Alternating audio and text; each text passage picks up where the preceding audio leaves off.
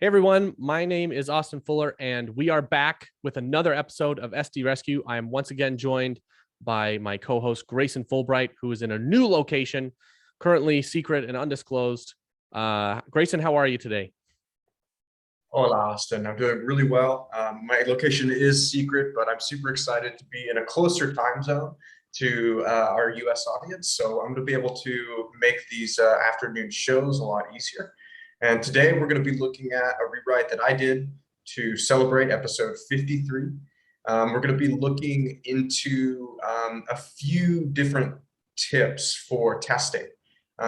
Sometimes we go through episodes and just review emails that we receive from others.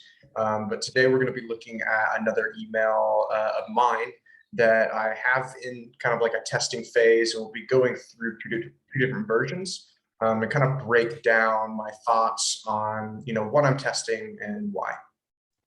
Okay, so this email, just to clarify, so the first one that you have, was an email you wrote, correct?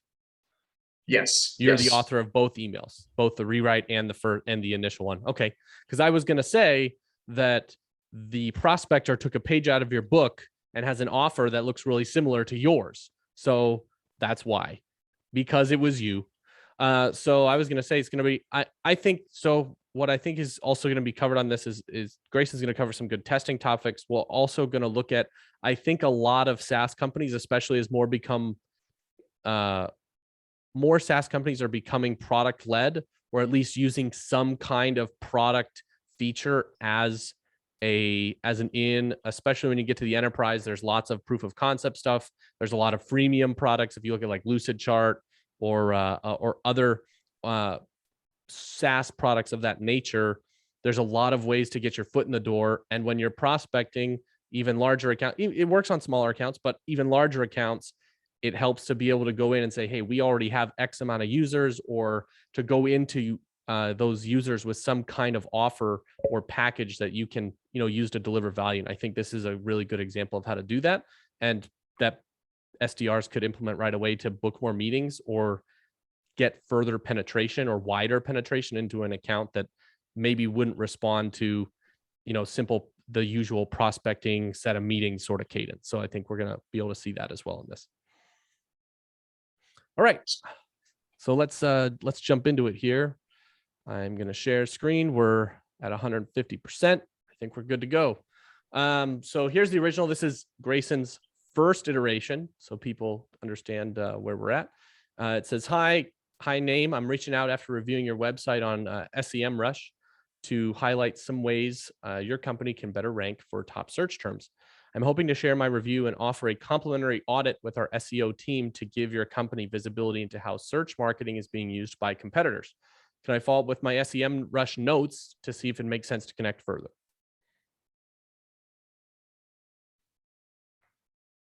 All right, so talk to us. So you said you wanted to touch on testing. So can you talk to us about why you constructed this first email in this way? Because like I said, there is an offer here. I think it's a good way to frame it. What made this first draft? Like when you were writing this, how did you go about constructing it? Yeah, that's a good question. So for context, this isn't the very first version of this email. And so to kind of give some background, and I have talked about this on past episodes as well, generally, you want to look at the intro first if open rates is not something that you're getting out of the gate. And so there have been a few iterations where I was trying to crack the puzzle of actually how to introduce this topic. The theme of this email, the overarching theme that I'm testing, is to try to reach out, sharing notes related to SEO. So it doesn't, it didn't necessarily have to be from, SEMrush. It didn't necessarily have to be offering a complimentary audit, but the theme itself was trying to focus and hone in on SEO related stuff and trying to share some form of observation related to SEO. And so we got the intro pretty dialed in after I think 2 or 3 iterations. And once we got to a good point with our open rates, what I was testing with this first version here is looking at how to provide the offer well, how to position the right offer, and then how to kind of align it with a call to action that gets people to either click through to learn more or to respond, ideally raising their hand to say yes. So with this version, I was trying to take basically the second sentence and the call to action and give it a test to see, how should we position the offer itself, and how should we position the benefits or the value behind the offer that we're giving. And so when it says, hoping to give, your company visibility into how search marketing is being used by competitors, that was one big point of emphasis for me on, I'm really paying attention to that section of the line, because I was pretty, in my head, I was pretty solid on, let's focus on just sharing a review of SEMrush.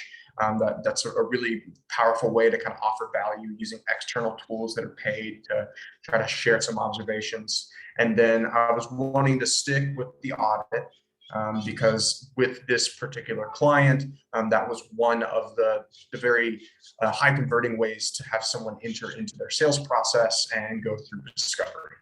And so what I was trying to focus on more so with this version is what benefits and what perspectives can we bring them that makes them think a review of SEMrush and a complimentary audit would actually be valuable coming from me, the rep, from this company. So I tried to essentially focus on being very, very value specific. So if you'll notice, a lot of this email is mostly red, because the focus of the theme is on trying to share value from a review of SEMrush. And so we tested that. I think thinking ahead in terms of the data, I think we got an 8 to 10% open to click rate and a 8 to 10% open to reply rate. Which means, for every person that opened the email, 8 to 10% of them actually clicked through or replied. And so when we look at this rewrite pretty soon, I figured out a way, and we actually already tested the rewrite that we'll be looking at. I figured out a way to reposition the incentive and the call to action to double those numbers. So I think that the rewrite got an 18 to 20% open to click and an open to reply. I think this is a really good, and we'll look at the rewrite to see how you improved it. But I think this is a really important thing, is that a lot of sales reps think that because they're offering something free or something that they think prospects should see value in, this is the cardinal sin, that you need to almost write with the intent of over communicating something. So for example, you're trying to write with the intent of over communicating the value of the offer, because too often we under communicate, right? Like I've received a lot of prospecting emails where someone has offered me something free, or offered a trial, or offered me to some kind of insight or whatever it is, right? But most of the time I'm left as a prospect to put together why I would want it myself. Just because salespeople are used to, and SDRs as well, I should say, are so used to letting the email do the work for them, right? Where they send out poor prospecting emails and only get the people that are ready to respond and in market, like we talk about, that they kind of do that with these offers. And you still have to provide that education and that incentive, the context for why someone should opt into your offer. Even if it's a great offer, like you still need to have understanding and context of why, unless your offer is just so good that it speaks for itself. You know what I mean? But even I think there's studies on like people giving away money or something. Like there's even a percentage of an audience that won't do it, and I can't help but think that they're either suspicious of the offer, or they just don't understand why they should. And I think that bridging that gap when you're doing an email like this is so important. Yeah, I completely agree. And I think you make a good point that, just making an offer and providing or attempting to provide value isn't enough. There's three things that I think of when I'm trying to make an offer to get a prospect to say yes. One is you want to show the work that you've done and build that social capital. That's why, I don't just say, hey, I'm reaching out to highlight some ways that your company can better rank for top search terms. I wanted to, in the intro, let them know that, hey, I already reviewed your website. Whether you respond to me or not, I looked, as someone who might be an expert, you don't know that yet in the intro, but I looked at your website in a paid tool for SEO. That is trying to say, hey, I'm not just some prospect, or not just some prospector blindly automating emails, and I don't know what I'm talking about, and I don't know who I'm talking to. I'm trying to get specific and show them that, hey, I did my research, I did my work beforehand. Two is authority. With our SEO team was something that we added in early on in earlier versions, because you need to come off as somebody who can actually add expertise and add value. Because I could say, as maybe, an early stage startup, and I'm just a self-made founder, I could say, hey, I want to share my notes after reviewing SEMrush and offer you a complimentary audit. But that's not as compelling, and that's not as valuable as saying, hey, I have an SEO team in the back end, and this is their career, and this is their specialization, and they are the ones that are actually going to be coming in and offering the audit to you. And so authority is really important when you're trying to offer anything to a prospect, whether it be just something that they want to click and read, like an ebook, or if you're actually wanting to go through something like this, like an audit or some sort of free consultation, because they want to feel like it's actually going to be worth their time and that they're actually going to take something away from it. The third piece is actionability. I think it's very important that when you're making an offer to somebody, that you make it clear how they're going to use it and how it's going to apply to their life. Because I could just say, hey, I reviewed your website on SEMrush and want to share my review. And that's great. That could be valuable, especially if you add that you have an SEO team that helps you do it. But what am I going to do with your review? Like what if my prospect has SEMrush? Or what if they think that they know enough and that, they might not be in market, and they might think that they have everything figured out for their SEO. So it's really important to kind of connect those dots, like you said, Austin, and make it easier for them to actually respond to the offer and feel like they know where they're going. Because oftentimes, even if you do have good messaging, even if you do have a great offer that you're providing, most of the time you're a salesperson. You're not going to be like the founder of an SEO agency with a ton of SEO expertise. You're going to be a professional salesperson. And so you're having to kind of bridge that gap and like let them know that, like, hey, I know that I'm not going to be the only person here providing value. I'm not going to be the total answer to your problem. I'm not going to be able to make your life 100% easier. But with this review and with this SEO team and with this process that I've laid out, you can see the vision of how talking to me can actually give you something to take away. So I think that's really important. Just to kind of like recap, you want to make sure that you make your offers very clear. You want to make sure that you have the authority to make them seem reputable and like it's worth the time. And then 3, you want to make it actionable. You want to give them a vision that they can like follow, and that allows you to then kind of guide them through a sales process. You said something really good there is, when you said when they read the offer, when they read the email, they want to know where they're going. And I think that goes for every every sales interaction, right? That's why discovery stalls. Like if you get someone on a discovery call and you just keep asking them questions and the prospect doesn't feel like they know the direction you're going, they don't need to know every detail, but they can at least get a sense around what you're getting at and asking those questions. Then they stop wanting to answer questions, right? It's just a disinteresting conversation. Same thing with prospecting. If the prospect doesn't feel like they get a sense of where they understand where you're headed with the prospecting, they can be surprised and delighted throughout, and they don't have to know exactly where the destination is and where the conclusions that you're trying to arrive at. But that's why people talk about the buyer journey and buying process and guiding people through that. Like that's what they mean. Give them a sense of the direction you're headed, and then pleasantly surprise them when you get there. And speaking of where we're going, I think it's about time we transition down and read the rewrite. What do you think? I love it. Let's do it. That's where I'm going. And so we're bringing all of you along with us. So rewrite. Do you want to explain what it is before I read it? It says testing a new positioning for the same incentive plus CTA. So you mentioned a little bit that you repackaged your offer. So go ahead and set the context for this.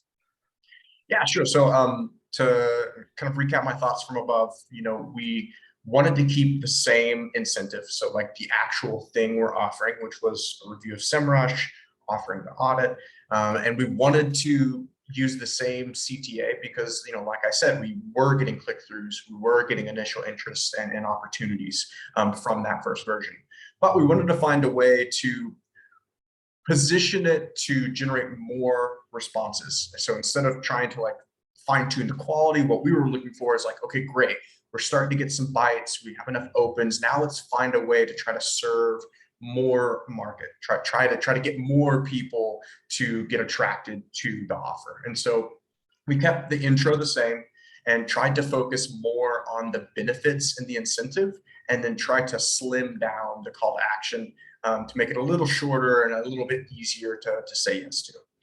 So I can go ahead and read it. It says, hi, Austin. I'm reaching out after reviewing your website on SEMrush to highlight some ways your company can better rank for top search terms. I'm hoping to share my review and offer a complimentary audit with our SEO team to give your company visibility into how competitors are acquiring customers online with search marketing. Can I follow up with my notes to see if it makes sense to connect further? All right, so what I'm going to do is I'm going to scroll up top really quick just so people can see there's not a big section of green in that second line, and that's what I assume you want to get at. Yeah, so the two primary changes that I made, and I can actually hop into the doc to kind of highlight it a little bit. So the first big change that I made is we're still talking about visibility on competitors. I wanted to keep that because obviously, however I was describing the offer, it was generating traction and generating initial opportunities. But I felt like while it was a value add, it was something that people would want to take away, getting visibility into what their competitors are doing. I wasn't being specific enough, in my opinion, in the original version on what exact vision or future state or improvement that they could get out of this visibility. And so I adjusted the end of the line. So instead of just giving visibility into how competitors are using search marketing, I tacked in an outcome.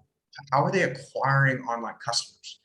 Because yeah, you can get visibility into how a competitor is setting their SEO strategy and how they're writing content and how they're building authority online. But those aren't business KPIs. Those aren't business outcomes. What really matters is how are you generating revenue with your search marketing strategy. But try to get a little bit more specific and adjust the positioning behind the value that I'm then offering in the audit. And then the second change, which is actually really short, is I just got rid of SEMrush at the end. I felt, after testing and getting a good open rate set with the intro, I felt that, I already mentioned it in the beginning. And I think because, like you said earlier, Austin, I'm so focused on the value that I introed at the very beginning that there's no real reason to kind of add more words at the end. I think at that point, I'm trying to minimize and kind of shorten my CTA because I think the first two sentences in the email should be able to stand for itself. Plus, I think it dilutes the CTA to the sense in the sense that if you say, can I follow up with my notes from SEMrush? Well, now it sounds like I can go into SEMrush myself and look at it, right? Whereas now I actually want to meet with Grayson because this information is coming from Grayson. So the offer is now more unique and it gives me more of a reason to justify meeting with you. I think that helps. I know that's what you were talking about before, but it's just made more clear in the writing now that I see it without SEMrush. I go, oh, that actually makes a lot more sense. The clarity has been added by removing SEMrush. Yeah, and I think Keenan says in gap selling, right, getting out of like the technical problems and stuff like that to getting to like the actual impact on the business is part of discovery. And I think what you did here is you added a more powerful reason like you said, an actual business KPI to why you should meet with you. It just makes it a more, the motivation that is now greater because it's actually something that I would probably be interested in, as far as how, instead of talking about how my competitors are ranking, everyone's saying that message, right? Everyone says, hey, do you want to see how your competitors are getting above you? Instead, maybe your competitors aren't above you on keywords, but they're doing something else. Or they have some long tail keyword that you're missing in your industry, or something, you know what I mean? I don't know. I'm not in SEO, but that now gives me an opportunity to understand this gap in knowledge that I have, which is then what I'm doing. I'm not taking a sales meeting. I'm going to be taught something new, which to me, and more importantly, I'm going to be taught something new about how people I compete with are making money from the same people that I want to make money from. That sounds like, from a, depending on your ideal customer profile, something that is very valuable and important to my job function. Yeah, and I think you bring up a really good topic there around kind of like the crux of the value in your offer. In my opinion, whenever you have a really well presented offer and you have a good reason behind why a prospect should say yes to it, that brings alignment in discovery. Because then, from the prospect's perspective, even if they're a little bit uneasy and they're like, is this going to be worth my time? They can lean back on the original messaging in the email and say, okay, what's the point of this call? I know it's with a salesperson. I'm going to be getting visibility into what my competitors are doing. I'm going to see how they're acquiring customers with SEO. Cool. And then at the same time, if you're the salesperson that sent that email, that is your guiding light.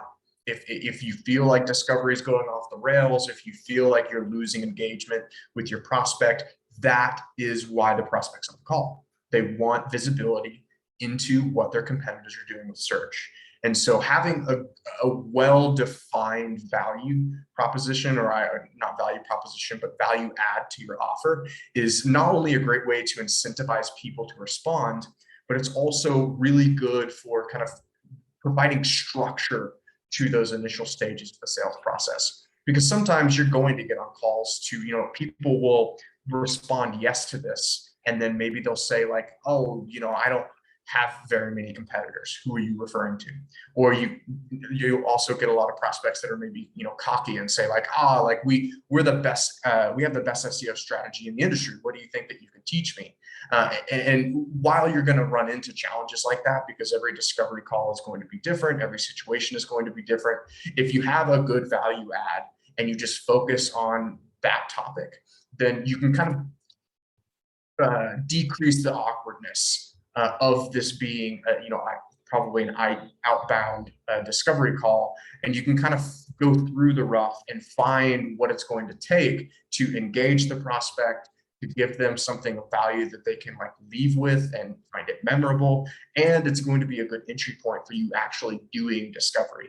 Because as you share this information, as I'm sharing visibility into what competitors are doing, it's a give and take.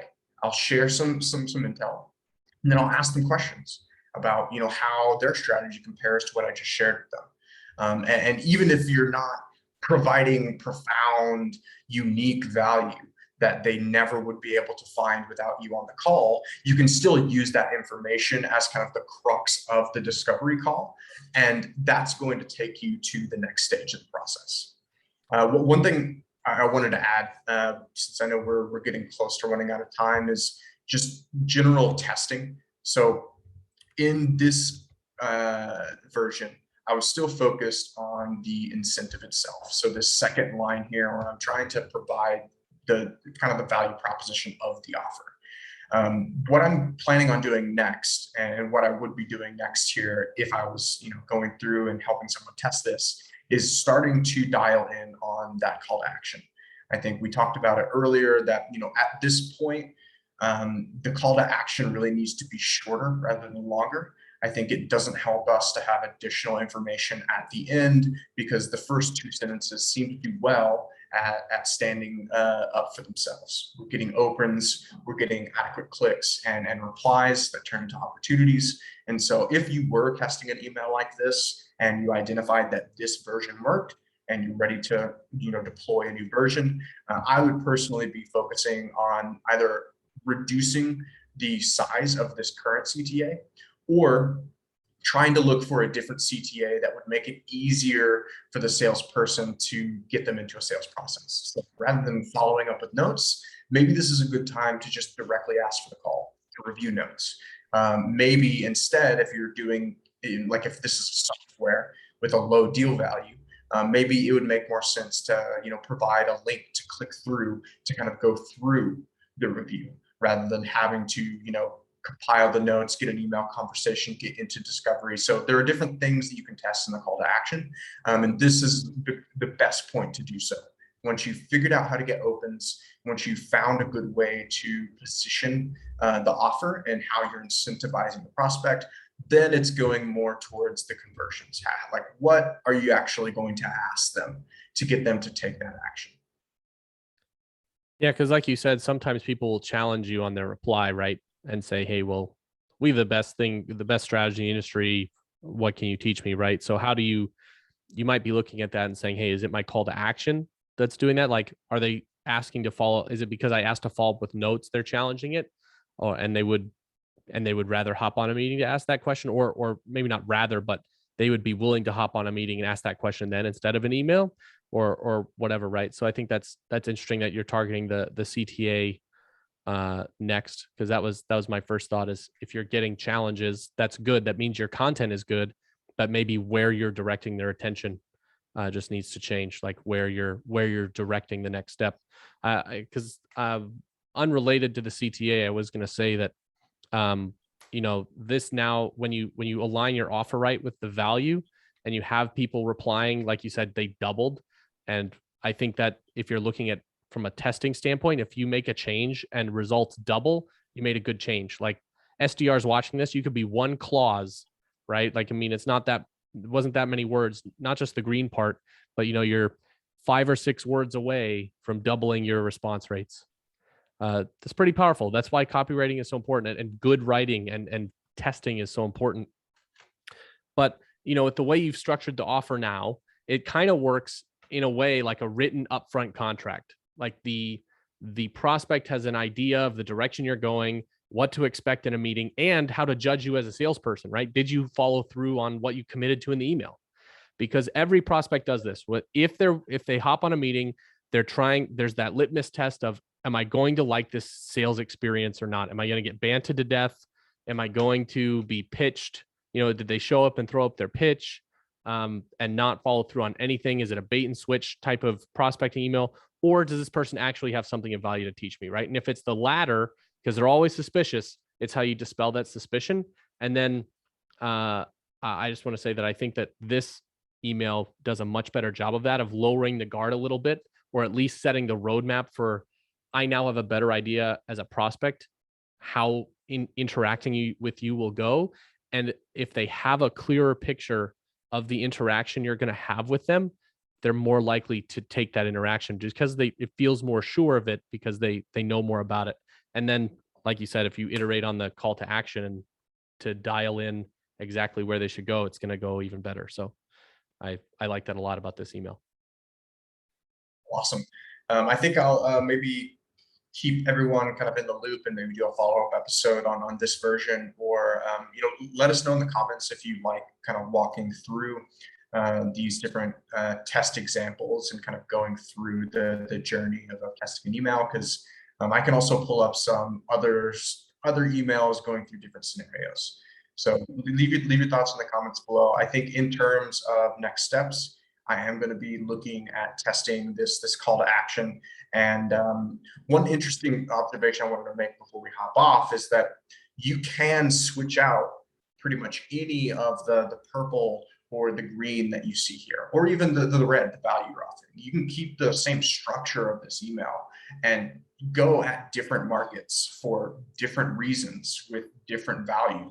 And as long as you align the intro why you're reaching out, what got them to open the email with the actual offer that you're making. This could be an effective way to introduce yourself in a sequence and also kind of leave a great first impression as somebody who put in the work up front and is willing to provide value to the prospect before you ever get on a call.